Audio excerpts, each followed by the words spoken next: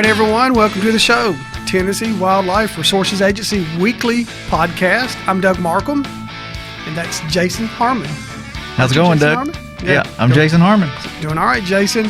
Got an interesting show today, a little different. Little different. We're going to go from one subject and do a hard transition to the next. Yes. Anyway, I'll go ahead and hint to you, and then we'll get to our guests in a minute. We're going to talk about turkeys today, wild turkeys, and also wild cougars. Cougars, yeah. Wild cougars versus bobcats and kitty cats and everything else. But we'll get to our guest in just a minute. It's going to be fun talking about all this stuff.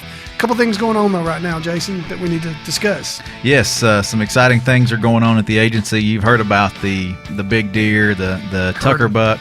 Yep, Tennessee Tucker buck. It's all over the place, and we had a representative from the Boone and Crockett here yesterday. Yeah, we really appreciate that he came in. Yep, and certified, I guess pretty much certified scorer. It helped. Justin Spring is his name, and he came in from Missoula, Montana. He works for Boone and Crockett, and Boone and Crockett does a whole lot of stuff. They're very much into management and deer management and just cervid management and all kinds of stuff. But part of what Boone and Crockett does is the scoring of deer and other things. That's just a part of what they do. And he's in that section that talks a lot about scoring. And there were some questions about the scoring of the Tucker buck. Nothing controversial. It's just a really difficult rack to score. So they had some questions, and they were nice enough to fly in. Here he was from Missoula, Montana. They rescored this deer while he was there. He gave them some tips. That's him with a cowboy hat on there. Looks Montana-like. Yeah.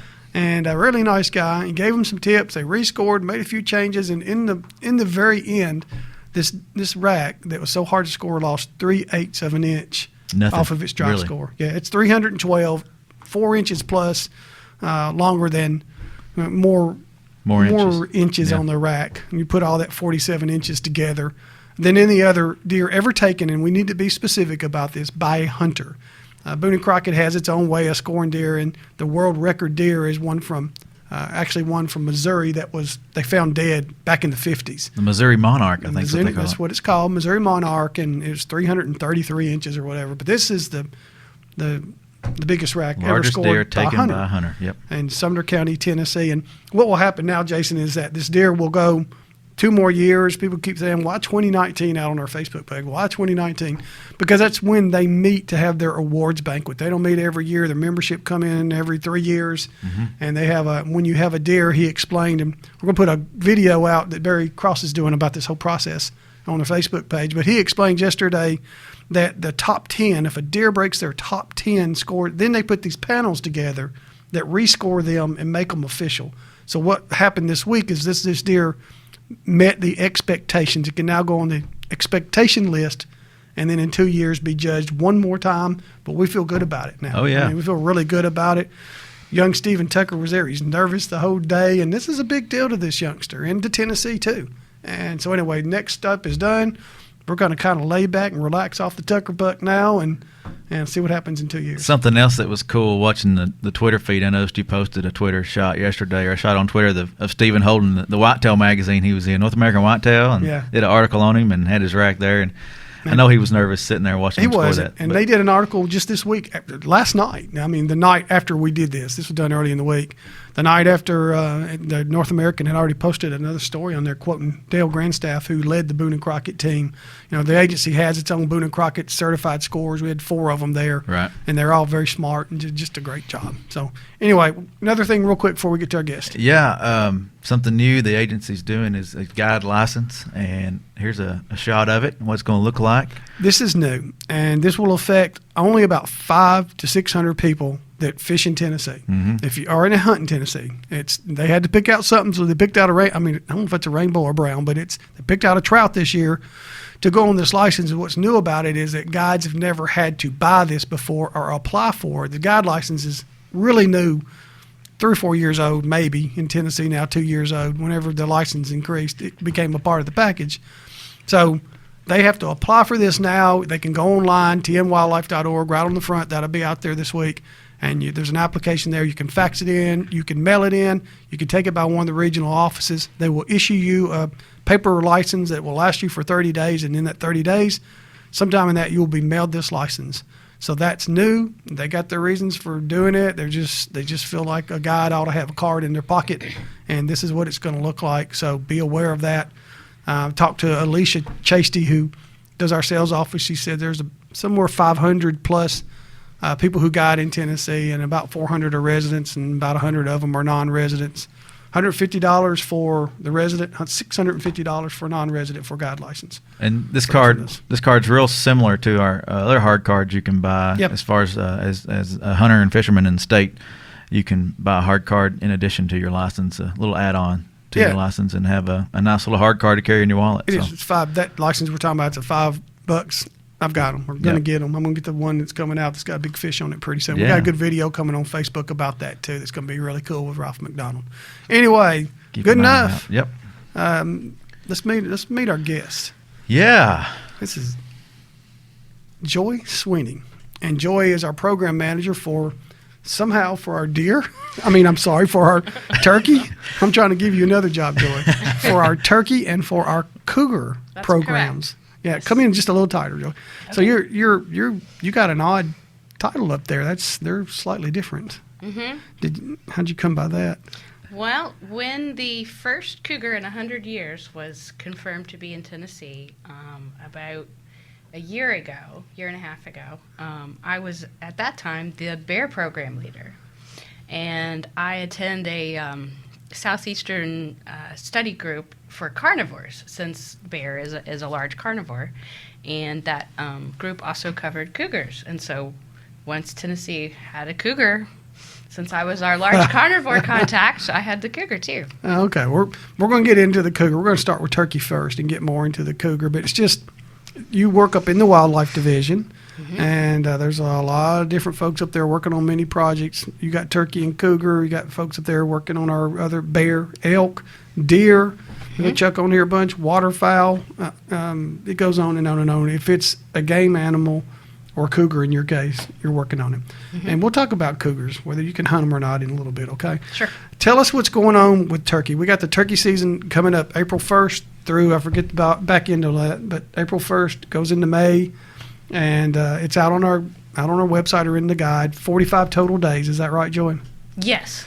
Okay. Got it coming up. And before we get into how great it's going to be this year, you also have a study going on down in southern Middle Tennessee. Let's hit there first. What is that all about? In southern Middle Tennessee, the harvest trend, which is if you look at, say, 10 years of harvest, mm-hmm. and you look at whether overall it's been going up or being stable or going down, the trend in that area of Tennessee, it's been going down. Okay.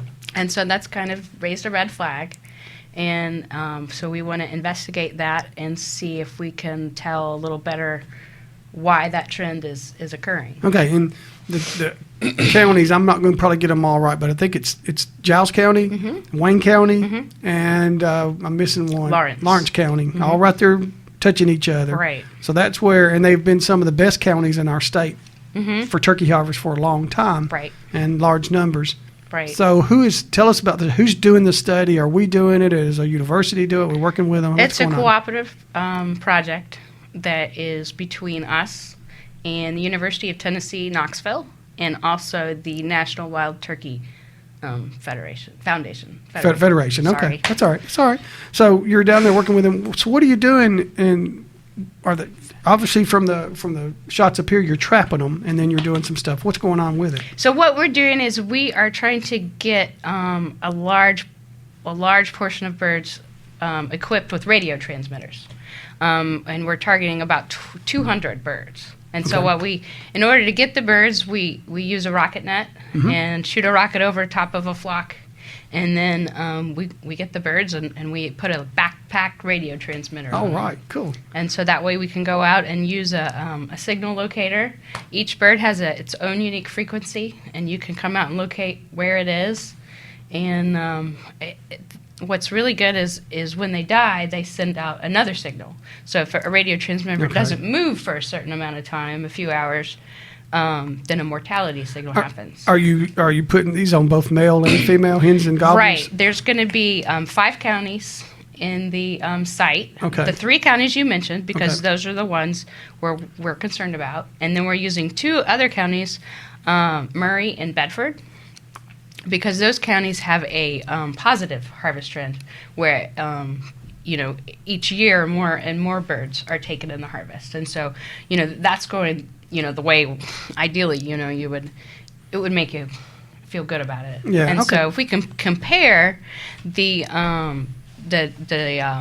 population dynamics that we learn about the counties with the low or the negative harvest trend and compare that with the dynamics that we learn about the counties with a positive harvest trend, maybe we can see exactly what makes them different. And I think folks will probably look at this and think, well, this is all about southern Middle Tennessee, but it's not. This information you intend to use with your thoughts across the state and maybe even beyond our state lines. Is that pretty true? No, that's very true. That's very true. We'll learn about one thing that we're really keying on is how harvest impacts the turkeys. And since we have the same harvest regulations, the same season, the same weapon types, the same bag limit across the state, then that is a variable we can study that will run statewide as far as how that affects the population trend. Now, how long is this study?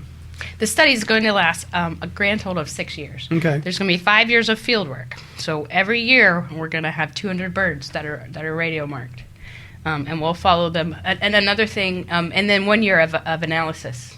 Okay. And we'll have a master's student. We've got one right now, and then once he graduates, then we'll have a PhD student to finish it out. Okay, now I want to note, we started to put it on here, but there's a really good video that Barry Cross put together on our Facebook page. You've got to scroll down a little bit to find it. It's also at the top of it's also on our website, I believe. I believe so, yes. You go at the top of our website and find it easier out there. If you want to watch what's going on with this project, you did a good job getting there, put it together. Joey, what if somebody kills a bird that's got one of these? Well, all the birds in our study have a band on their leg, and that band has a phone number. And it's a phone number of Dr. Bueller, Dr. David Bueller, who is the head investigator on this project at the University of Tennessee. Okay. And so just call that phone number. All right. I'm sure you'd like to get your and the transmitter would be back because they're not cheap. Absolutely. If they don't get destroyed with the harvest, because some will probably get harvested. Right. But I mean, to me, even just as important, if not more important, is that knowing what happened to that bird, because that's what we're trying to find out. That's what you're trying to find out. All right. So going into it, no idea of what's going on right now. Just starting with a blank. There's no thought about what's going on, whether it's disease or whether it's just because these things have reached their carrying capacity. Any thought there, or were you just leaving that as a blank slate and just finding out? For the most part, it's a blank slate. I mean, there's theories, and there's one theory about chicken litter, which is where at a plant where they raise chickens, there's a lot of feces that are produced from the chickens, and this is used as fertilizer. Okay. It's a fairly popular practice in that area, and so there's some concern that that could be one of the differences. Okay, so that's what you'll be looking at. So that's one thing we'll be looking at. Dr. Richard Gerholt is one of the investigators on this project, and he's with the College of Veterinary Medicine at the University of Tennessee. And so for each turkey that we capture, we're getting a fecal sample, and we're also drawing blood. Okay. And so we'll do a disease profile on all the birds to get an idea about that aspect. That photograph where we saw you holding a turkey with the other folks, from that turkey you drew blood, got a fecal sample, put a telemetry on them or transmitter on them, and anything else? We just took some basic measurements, leg length and spur length and beard length. Okay, and the band is... And we put a band. On the leg. On the leg, that's okay, right. So read that and please send the transmitters back.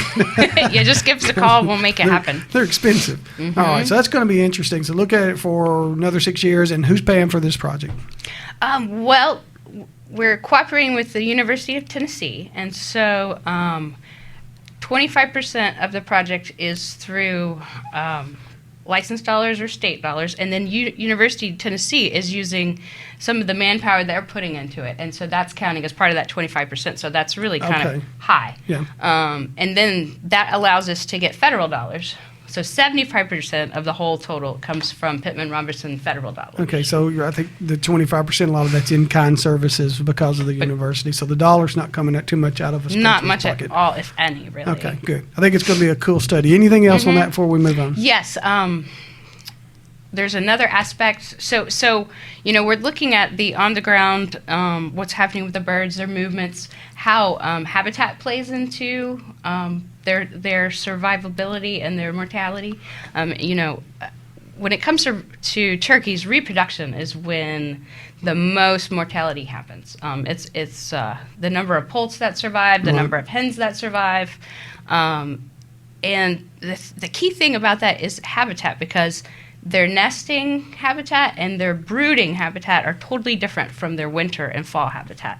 And so that can be a limiting factor, and that might be the case of what's driving the trend in this population. So that's another, thing that we're looking at. Glad you said that. Yeah. So looking at habitat, we're looking at harvest, we're looking at disease, and just, it's just really broad. Good job. Thanks for bringing me back to that, because that needed to be said. I appreciate that. Okay, so... And there's one more professor. No, there's two more professors that I want to make sure I give credit to. Please. Which is Dr. Neelam Pudial, and he is a human dimensions expert. And so he's going to help us do surveys of hunters in that area. And interesting. Get help us hunters, yeah. And we can get an idea about hunter effort, and then get a better idea about how harvest is affecting that population. And Dr. Craig Harper, he is habitat and wildlife ecosystem expert. And so he's also a major player in this. Serious stuff going on here. Want to help with the turkeys and make sure we're gonna find out. I'm really excited about it. It's really going to improve the way we manage turkeys in Tennessee. The shots. I mean, the stuff is going on. The study's happening right now as we speak. They're down there in these counties working. Will it just be a late winter study, or is it going to go on other times of the year? It's going to go through the brooding, because when the poults, we're going to watch those hens with the radio transmitters, and when they have poults, we're going to put some transmitters on those too. Okay, all right. Anything else on that? I think that covers it. All right, good. Still, we'll keep up with it, and when you want to come in and give us an update, we'd love to have an update what's going on, and of course the final stuff if we're all here in 6 years. But just to let you know, it's going really well. It is. We're the guys are out there. I was out there trapping, and we're doing what needs to be done to get it done. So that's exciting. Great deal. And it's been a long time since I've been on a trapping, but I love it's like hunting. It's waiting for those birds to come in and get the right number and throwing that net over, and you can see a net go off. Excuse me, on the Facebook piece, you'll see one of those nets go off. And our grad student's name is Vinny Johnson. He did a great job. He did. He really did. He's acted like he's done it all his life talking to folks. So anyway, appreciate UT helping out on that. Now, how's the season going to go? We're going to have record harvest this year, or it's... The last 5 years, the average harvest has been right around 30,000. Last year was up about 680 birds from the year before, and that much essentially above the 5-year average. So, I don't see any major weather events or reproduction deficiencies that would change it.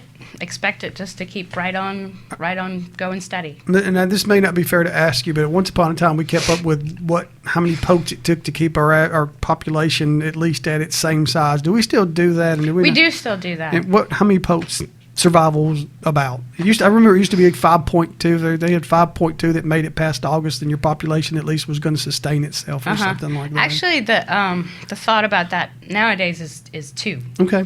Is a 1 to 2 ratio. It's a lot lower than it used to be. Back then, we were in the restoration phase. Yes, ma'am. And so there was a lot of habitat available, and so hens had the opportunity to raise more chicks because there was more cover. And so less chicks and less hens got predated. Well, now all the nesting habitat, for the most part, is full. So now hens are nesting in habitat with less cover, so more hens get predated, more nests get predated, and so it's kind of made that ratio down a little bit lower. But the thought is that a 2 to 1, two poults to 1 hen is sustainable. When you start getting lower than that, then you start to question that. Okay, are we still but there? Higher than 2? Yeah. We're right around 2. Yeah. 2 to 1, yeah. Okay, So we're and that's what you would expect, restoration's over.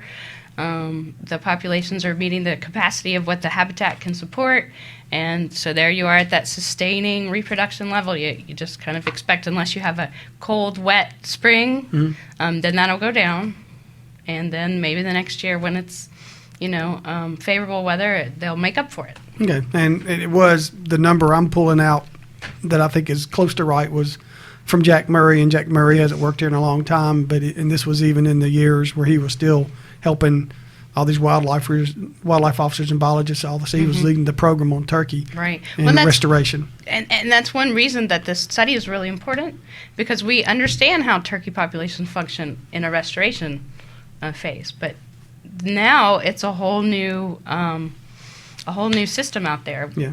Now that we're not restoring anymore, and populations are stable. Yeah, great. Different.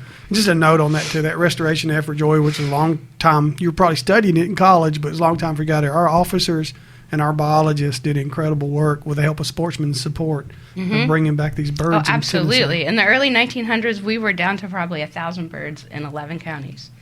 And now they're in every single county, and we're up to, well over 200, 300,000. Yeah, that was going to be a question. How many? And you can only do the best you can do with an animal. That's a wild guess. Roaming It around. absolutely is. Yeah, and we'll get comments here from some folks saying, I don't see any turkey on my property anymore, and I used to see flocks of them, to other people who say, I got 200 turkey on my land. They're everywhere. Mm-hmm. Should that be an alarm to somebody? Do turkeys just kind of wander off a while and then come back? And they do. Turkeys are really dependent on their food source. Mm-hmm. And so if there is, and they have small home ranges. So if, just a couple, couple miles away, there's a great oak mast production, because turkeys love acorns, then they'll move over there. And if they're happy, they may not be back for a couple years, depending on their food source and their cover source. Maybe you mowed over their favorite fallow field, and that was real important to them, but you didn't know it. They need that sort of thing. Okay, we don't just worry too much about it. They're probably not gone forever. It's like I say, they may be a couple miles away, but. Yeah. Okay. Maybe they're not going to tell you about it. Well, I know fish are the same way, because everywhere I fish, they're gone now.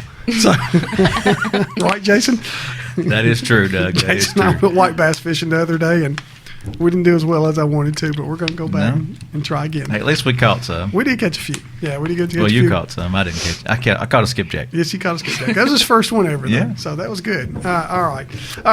Anything else on turkey? Because we're figuring to move on to these cougars.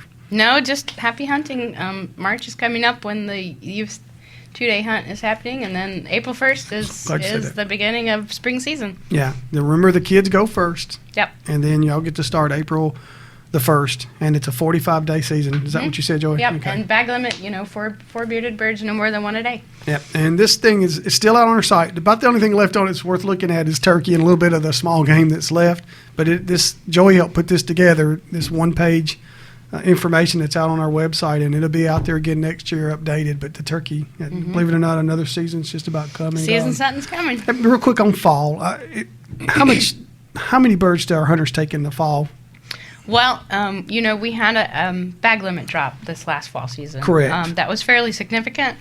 And that was part of the management. And that was part of management. The negative harvest trend in Region 2 was the thing that really spurred that decision.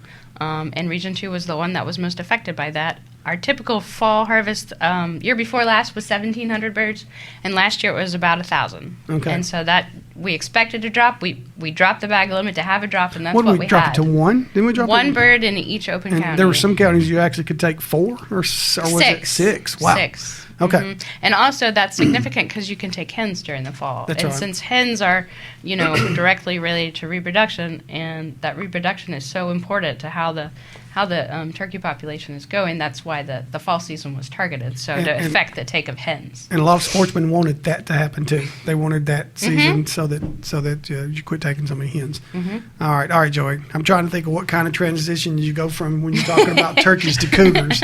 So I can't think of one other than. Can we get some sound effects? Can you do them? No, I was thinking you do something. No, I cannot. All right.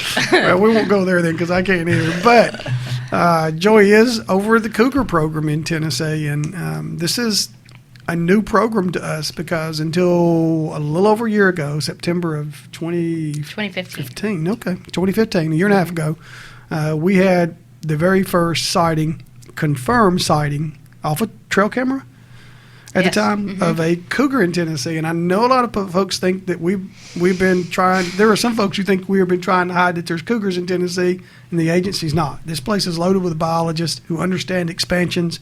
And what we've been looking for all these years is proof. And we finally got proof that cougars have expanded here. But we don't think they're here in large numbers, do we? No, not at all. Okay. We're going to show you a map that Joey helped put together, too, of the cougar range. How many cougars are here? One, maybe two. Maybe two. One, maybe two, and maybe zero at this point.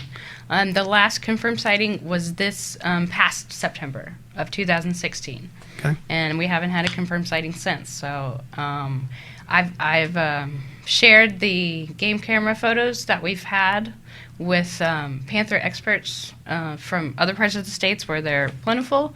And, it's not completely conclusive. A lot of the photos are taken at night and, they're a little blurry. So we don't know that it's one individual, but there's nothing to indicate that the cougar that we've had on these game cameras for the past year and a half is more than one individual. But because they have, unlike a turkey, which has a small range, a cougar... Cougar's home range, once they establish a home range, is 150 miles. Okay.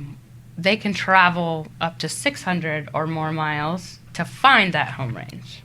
And those are usually fairly young males in search of their own piece of the pie. Okay, and it has created so much energy with our press, with story, and with people. People think they're seeing cougars all the time, and we've got a couple of photographs Jason's got on there somewhere. Jason, if I'm messing you up there, tell me. No, you're good. I was just showing on the map too. Okay, all right. Let's talk about that before I talk about the other. This is where you have confirmed them. Is that correct? That's correct. In Tennessee. Confirmed a sighting. The first sighting was the one that's the furthest northwest. Okay. In Obion County. Obion, all right. And these are the Jason's clicking on the purple dots or red dots or whatever, and these photos are coming up. Is that in the location? And that's the photo that was submitted as hard evidence, and that's what we examined. We also went out to the site where the game camera was and verified that what was on the file was actually what was in front of the camera. And it allowed us to get an idea of size proportions. Sometimes if a camera is mounted low or high, it can make things look bigger or smaller than what they really are. And you can use vegetation and you can use props to see, if you put a basketball where that cougar was, what's it look like on the camera? And if it's the size of the basketball, it's probably a cat. It's probably a house cat. A house cat, and literally, you get photographs of house cats sometimes, right? That people think are cougars. People think are cougars. Okay, yeah. And you get photographs of mini bobcats. You have that one? Is it up there? Well, this kind of relates to what she was saying there on the size proportion. Okay, right. Good, thank you. So on this first one that we got, and we had several photos of deer from the same camera mounted in the same place. And so we took those photos, and the deer were in pretty much, the same spot as the cougar. And we compared those with the cougar, and we're actually able to use software to merge them all into one frame. They're not hanging out there. Right, okay. And you can see that the cougar is about the same size as a deer, maybe just a little bit shorter. Yeah. And you can see that tail really well. You can. And that dark tip on the tail is a big indicator. Throw a bobcat up there real quick. We got time. I don't have one. Okay. All right, Joey, I ran you short on cougars. Sorry. No, it's my fault. That's my bad timing. We'll get you back to talk about them. Okay. But we get a lot of photographs of cougars that aren't cougars. But we have a team. When we do get one we think's good, we send a team out, correct? We do. We go out and we see the site. We look at the pictures really hard, and we look at the size proportions, and we really do a big effort to get that right. There's no hunting seasons on cougars, and there's no season established, correct? Right, so that makes it illegal to kill a cougar. Okay, all right. We'll get you back and talk more in length about cougars, okay? You did a great job. All right, really thanks. Great job. Jason? Hey, thanks for watching this edition of Tennessee Wildcast. You can watch us and find us, listen to us everywhere. TNWildCast.com is a good place to start. And keep watching our Facebook and Twitter. We'll get Joy back. See you.